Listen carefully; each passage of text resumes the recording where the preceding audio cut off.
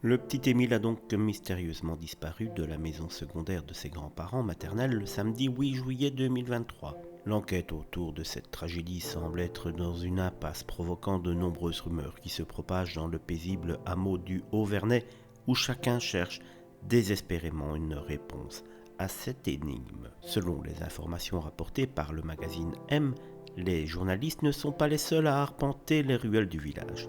Des médiums avec pendules se sont joints à la quête de vérité, se frayant un chemin parmi des témoignages farfelus qui alimentent les fantasmes et les spéculations. Cependant, les parents et les grands-parents d'Émile, âgés seulement de 2 ans et demi, ont choisi de garder le silence concernant la disparition de leur enfant. Maître Jérôme Triomphe, l'avocat en charge du dossier, a simplement déclaré « Il n'y a rien à dire. Mes clients ne communiquent pas, je ne communique pas ». Le maire du village, François Balic, continue quant à lui de renouveler l'arrêté d'interdiction visant à protéger la tranquillité du hameau. Cette mesure vise à empêcher toute personne de s'approcher du Haut-Vernay où les fouilles se poursuivent discrètement. Un gendarme, tenu au même silence que ses collègues, a déclaré « C'est l'enquête la plus verrouillée que j'ai eu à connaître ».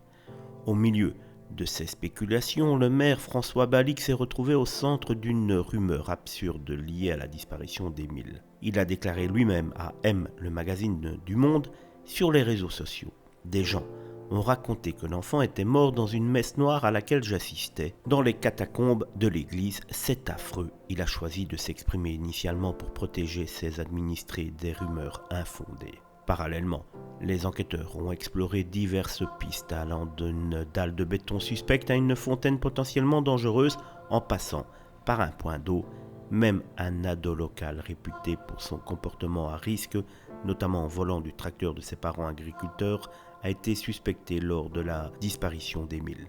Avant d'être rapidement innocenté, un voisin anonyme a partagé « J'étais sûr que c'était lui qui l'avait provoqué, l'accident ».